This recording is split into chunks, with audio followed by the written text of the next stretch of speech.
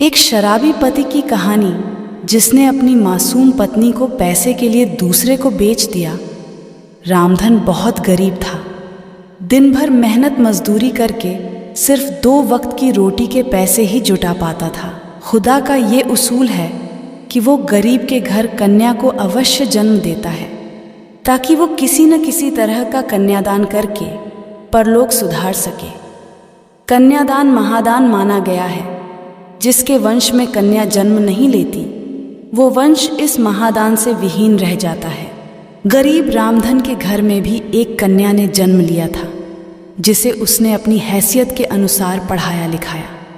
रामधन की बेटी का नाम कविता था, जो युवावस्था में आते आते काफ़ी सुशील और सुंदर युवती बन गई थी। युवक उसकी सुंदरता को देखकर आहें भरने लगे थे।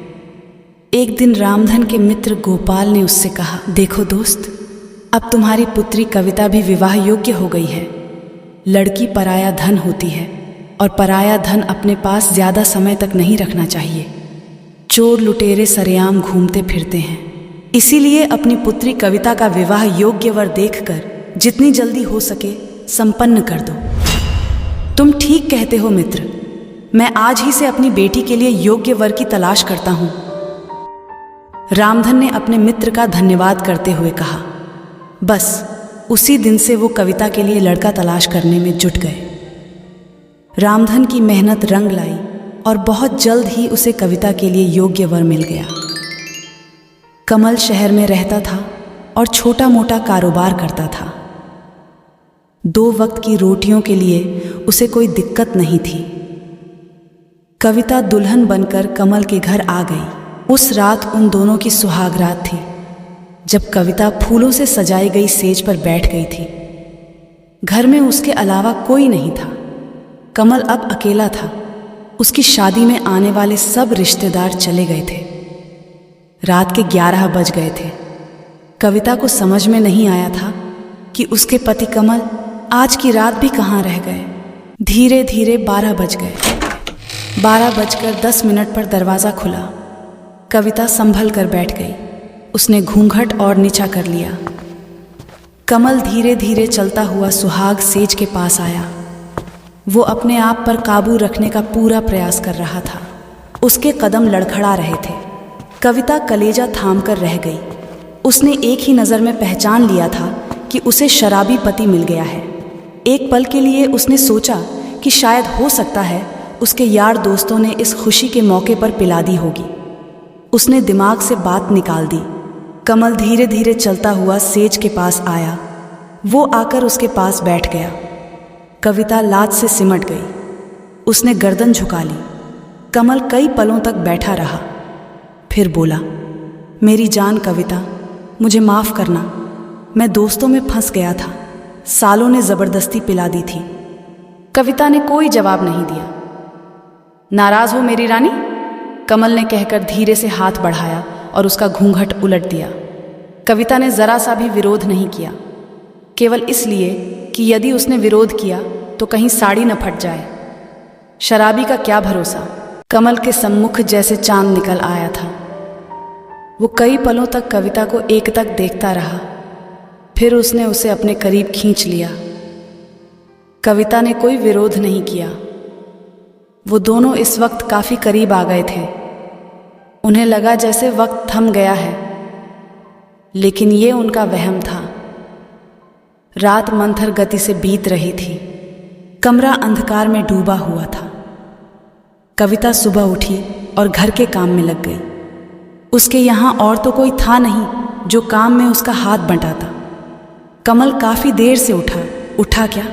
कविता ने उठाया था, चाय बनाकर। कमल ने चाय पी ली। कविता खाना बनाने में लग गई। उसका ख्याल था कि कमल अपने काम पर जाएगा, लेकिन वो काम पर नहीं गया। जब कविता ने पूछा कि काम पर नहीं जाओगे क्या, तो उसने कह दिया था, अभी 2-4 दिन कहीं नहीं जाना। 5 दिन हो गए, कमल काम पर नहीं गया। 6ठे दिन कविता ने उससे कहा, अब आपको काम पर जाना चाहिए। यदि आप काम पर नहीं जाओगे तो घर खर्च कैसे चलेगा? सब चल जाएगा, तुम क्यों चिंता करती हो? कमल ने कहा। कमा भी लेंगे, अभी कौन सी आफत आ गई है। फिर कविता ने कुछ नहीं कहा। 1 सप्ताह बीत गया। कमल हर रात को पीकर आता था और कविता से चिपक जाता था, जैसे वो उसकी वासना की तृप्ति का सामान हो। कविता बुरी तरह परेशान थी, परंतु करे तो क्या करे। उसने कई बार दबी जुबान से कहा भी था कि आपको शराब नहीं पीनी चाहिए, लेकिन कमल ने उसकी किसी बात पर कोई ध्यान नहीं दिया था। उसके घर से उसके पिता आए और कविता को कुछ दिन के लिए अपने साथ ले गए। 2 दिन बाद कमल उसे फिर ले आया। उस दिन शाम को कमल के 2 दोस्त घर में ही आ गए। उन तीनों ने एक साथ बैठकर शराब पी। कविता को ये सब अच्छा नहीं लग रहा था, परंतु करती क्या, मजबूर थी। वो जाकर अपने कमरे में बिस्तर पर बैठ गई। इसका पति और उसके दोस्त रात को 11 बजे तक पीते रहे। रात में 11 बजे तक कविता बैठी नहीं रही। उसे नींद आ गई और वो सो गई। उसका तो रोज का काम था।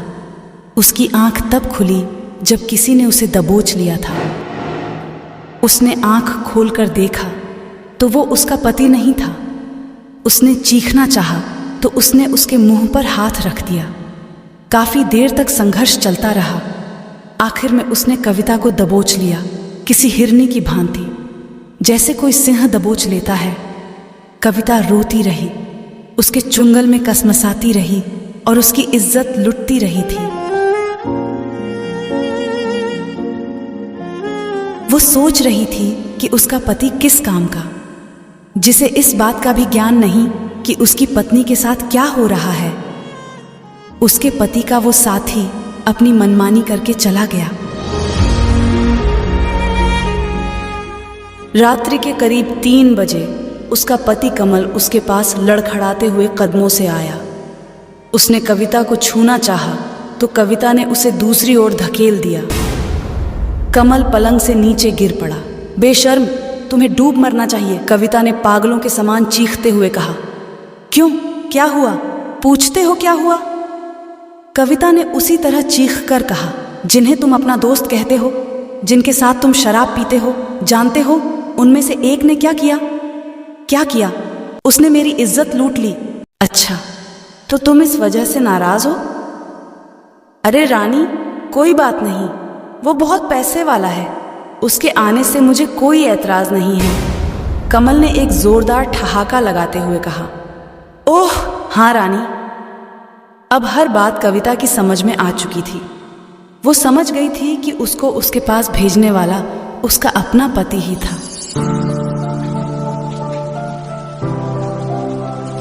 ग्लानि से उसका मन भर गया। वो सोचने लगी कि उसे कैसा पति मिला, जिसे न अपनी इज्जत का ध्यान था न अपनी पत्नी का। वो उसकी कमाई खाना चाहता था, गंदी कमाई। उसे तो बहुत पहले समझ लेना चाहिए था। जो पति अपनी रोजी रोटी के लिए सतर्क नहीं हो सकता, वो अपनी पत्नी के प्रति क्या सतर्क रहेगा? उफ! कविता दूसरी ओर करवट लेकर सो गई। उसने कमल को अपने तन पर हाथ तक नहीं लगाने दिया था। दूसरे दिन भी उसने कमल से कोई बात नहीं की। और कमल? वो सोच रहा था कि कोई बात नहीं, न बोली न सही। धीरे धीरे सब कुछ बर्दाश्त करने की आदत पड़ जाएगी उसे। रात को जिस समय कमल शराब पीकर कमरे में आया, उस समय कविता अपनी किस्मत पर रो रही थी कि उसने पिछले जन्म में कौन सा पाप किया था कि उसको कमल जैसा पति मिला, जिसे उसकी इज्जत का कोई ख्याल नहीं है, और वो अपने हाथों से अपनी पत्नी को खुद दूसरों को सौंप रहा है। जबकि मर्द तो ऐसे होते हैं कि कोई उनकी पत्नी की ओर नजर भर कर देख भी ले तो वो मरने मारने को तैयार हो जाते हैं। किस बात का पति है वो उसका? क्या केवल नाम का, या उसके द्वारा वो स्वयं धन पैदा करना चाहता है? ग्लानि से बुरी तरह मन भर गया उसका। कमल ने कविता को हाथ लगाया। कविता ने उसका हाथ झटक दिया और कहा, तुम्हें मेरे जिस्म पर हाथ लगाने का कोई अधिकार नहीं है। कमल ने कहा, क्यों? तुम मेरी पत्नी हो। किस बात के पति हो तुम? कविता ने कहा, क्या केवल इस बात के कि तुम मदिरा पान करके आओ और मेरे तन से खेलो? पति कैसे होते हैं, उनका क्या कर्तव्य होता है जानते हो तुम? पति वो होते हैं जो कमाकर लाएं और अपना घर का खर्च चलाएं। पत्नी यदि गलत रास्ते पर जाती नजर आए तो उसे खूब डांटें। तुम्हारी तरह के पति नहीं होते जो नोटों के लिए अपनी पत्नी को दूसरों को सौंप देते हैं। सच तो ये है कि तुम्हें तो डूब मरना चाहिए। तुमने तो दुनिया भर के शौहरों को बदनाम कर डाला है। तुम मेरे पति नहीं हो सकते। गर्म गोश्त के व्यापारी जरूर हो सकते हो जो पैसे की खातिर अपनी बीवी से धंधा कराते हैं। कमल ने कुछ नहीं कहा, वो बस उसी तरह से छेड़छाड़ करता रहा। काफी देर बाद बोला, कविता तुम क्यों परेशान हो? औरत को डर तो अपने पति का ही होता है ना। जब मुझे कोई ऐतराज नहीं तो तुम क्यों चिंता करती हो? खाओ पियो मौज करो। क्या कहूं तुम्हें? क्रोधित होती हुई कविता बोली। कोई उचित शब्द नजर नहीं आ रहा। हाँ, यदि तुम्हारे स्थान पर मैं होती और मेरे स्थान पर तुम होते तो अब तक तुम्हारी इस नीच और जलील दोस्त की गर्दन काट चुकी होती और स्वयं अपने को गोली मार ली होती। इस संसार में केवल इज्जत ही तो है, और यदि वो भी समाप्त हो गई तो फिर बचा क्या? ओह हाँ, कविता ने कहा। सुनो कमल, वैसे तो मेरी नज़रों में अब तुम्हारी कोई इज्जत नहीं रह गई, लेकिन फिर भी एक बात याद रखना, इस तरह की हरकत मेरे साथ कराने का प्रयास भूल कर भी न करना। यदि ऐसी घिनौनी हरकत तुमने फिर की तो मैं खुद को समाप्त कर दूंगी। कमल बोला, ये तुम क्या पागलों जैसी बातें कर रही हो? नारी का फर्ज है कि वो अपने पति का कहना माने, चाहे वो उससे पैसा ही कमाने की ही पेशकश क्यों ना करे। कविता अपने आंसू पोंछते हुए बोली, हाँ, अगर तुम्हारे ऐसे विचार है तो तुम किसी और के साथ शादी कर लो और उससे ये सब कराना। मैं कल ही अपने घर चली जाऊंगी और तुम्हें तलाक दे दूंगी। इस तरह का नरक समान जीवन कम से कम मुझे तो बर्दाश्त नहीं है। क्यों पागल हो रही हो कविता? कमल ने कहा, मैं कौन सा तुमसे रोज किसी का बिस्तर गर्म करने को कह रहा हूं। कभी कभार कोई आ गया तो ठीक है, नहीं तो नहीं। तुम क्या समझते हो मुझे? कविता ने कहा, मैं कोई वेश्या हूं जो अपने तन का सौदा करके तुम्हारा पेट भरूंगी। अरे, अगर तुम कमा नहीं सकते तो डूब मरो या घर में चूड़ियां पहनकर बैठ जाओ। नारी तो पुरुष की इज्जत होती है। किसी ने कहा है, नारी सर्वत्र पूज्यन्ते।